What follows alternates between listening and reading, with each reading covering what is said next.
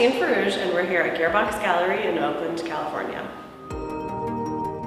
These works are about moments in childhood. Your imagination is really important for trying out things. A lot of times you're battling something big that you need to overcome, or you're imagining what you're going to be in the future. These paintings are based on realizing that those moments are really important and they make us who we are, and that was what inspired me to make this work. This painting is called Capes and Ties.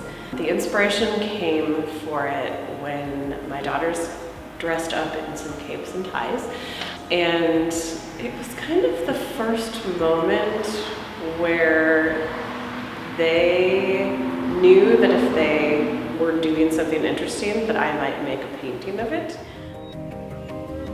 So it was interesting to me how they mixed together these things that they had found, that it was like some girly, some costume, some daddy's ties, and the hats, and really made whatever they had around them their own. And I found that in their like imagination play at the time too, where they would like take the things around them and then turn it into something that was inventing who they were based on, you know, what was they could access.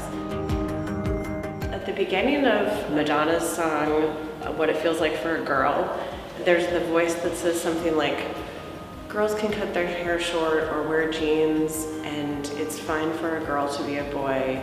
And then it like talks about like how girls can take on like these different male clothing that's like a symbol of power, and they found that on their own.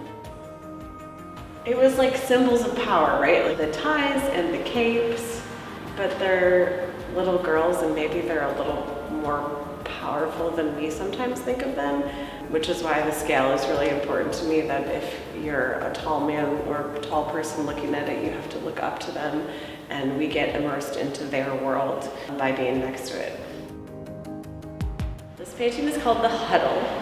The girls are maybe plotting something, maybe looking out at the viewer to defend themselves or talk about what's going on outside of their circle.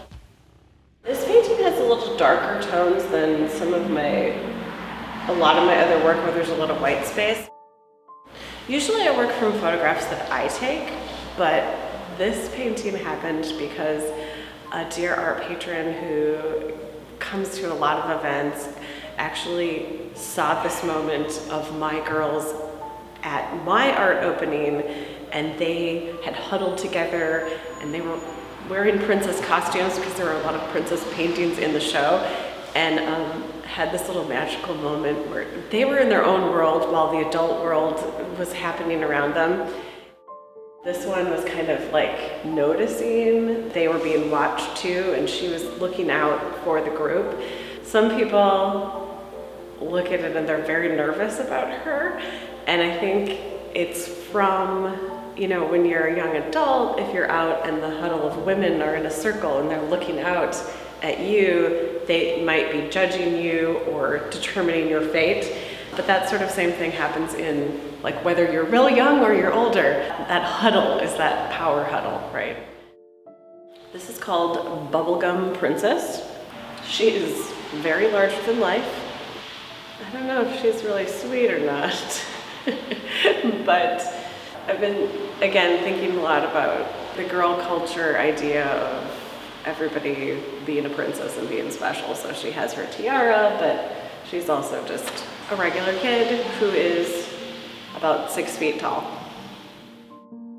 These three paintings are the princess portraits. I don't consider myself a portrait painter. The work is really about the story, the narrative, and when the girls were younger and they were wearing cheap polyester pink outfits that people had given them, I was a little concerned about what princess meant to a 3 to 5 year old.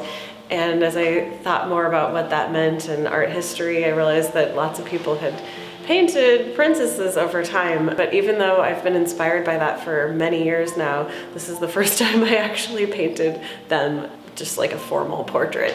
This is my contemporary version of princess. And I guess one of the questions that I ask is who deserves to have their portrait painted? And since these people are my models, I decided to try it out.